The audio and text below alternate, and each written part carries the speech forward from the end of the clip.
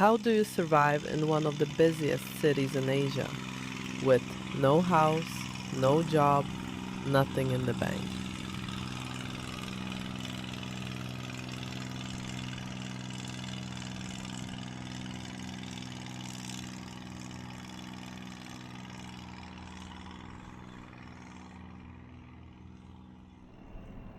Hi, I'm Quan Nguyen, just some random win. I'm 39 and I live in Saigon, Vietnam's fastest moving city. I grew up in a small village far up north, more than 1,000 kilometers from here. In a place that small, there's a checklist for a man my age: a stable office job, a car, a mortgage you're proud of, a family you provide for. Tick every box and you've made it. That's the ladder you're supposed to climb. Me? No job, no house, no car. By that scorecard, I'm a failure. And I know exactly how this video looks. Another sob story. A man loses his job in Vietnam, wanders the city, cooks something cheap, feels sorry for himself. You've already written the trailer in your head. But that's not this. My life is just slower. Slower than the city, slower than the tech, slower than the AI. And that part, I chose. Anh lại đi, anh lại. I'm not here to tell you to quit your job. I'm just showing you one ordinary day in the life of a man who stepped off the treadmill and what it cost him. For years, I had the stable job. Nice office, good salary, a title that looked great on a business card. On paper, I had it all. Then the new tools showed up. First, they took the small tasks, then the bigger ones. Nobody said it out loud, but we all felt it. Work had quietly turned into a race against the machine to prove you weren't obsolete yet. I looked down the next 10 years and saw the same morning on repeat, waking up just to prove I hadn't been replaced. I didn't want to spend my 40s running on that wheel, so I walked away.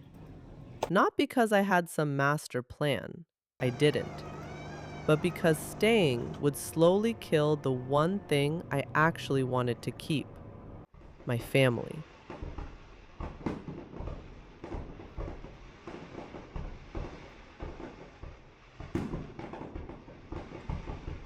I don't own a home. I rent a small place by the river. I won't pretend I chose this because I'm some minimalist genius.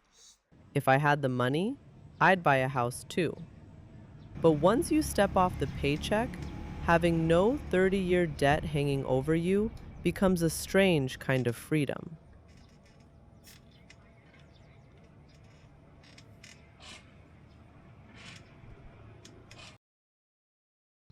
A few hundred meters away sit abandoned villas, locked, empty.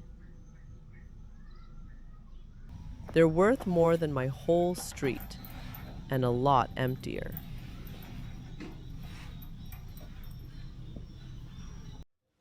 I used to think a man was worth whatever he could provide, so letting all of it go, I was terrified I'd become nothing in the eyes of my wife and my son.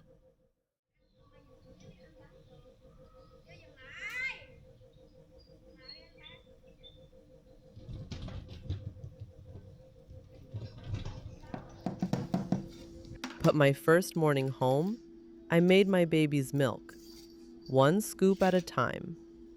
He has no idea, and couldn't care less, that his father just walked out of the race the whole city is running. He just needs his dad in the room. I won't pretend home is always peaceful. Some dinners are silent, heavy with a pressure you can't quite name. I'm not going to romanticize it.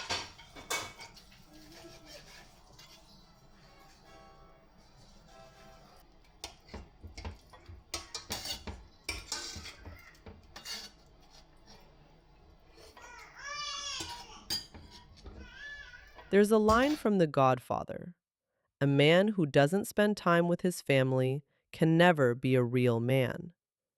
I used to feel proud just for bringing the money home.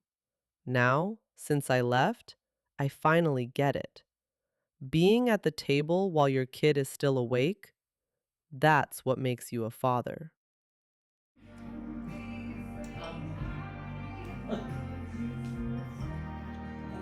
In the daylight, my life looks completely ordinary. Every afternoon, I head to the market and buy everything for tomorrow.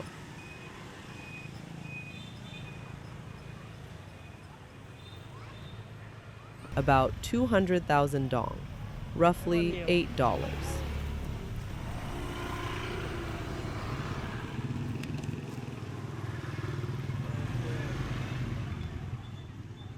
The sidewalk, the same vegetable lady. Something cheap and good. This is the part of Saigon those empty villas will never afford. But one thing has changed. Now, I bring a camera. Yes, I'm that guy, filming his own very ordinary life. Because now, that's the job. Learning a new craft from scratch, right here in this rented room. At night, once the little one is asleep, my real workday begins. I open the day's footage and teach myself to edit.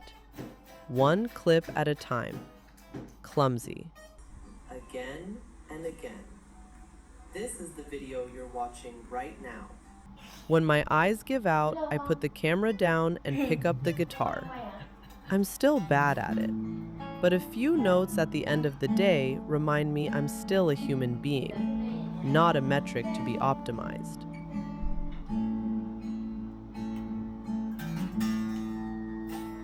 So here's my question for you. Whose definition of success are you measuring your life against?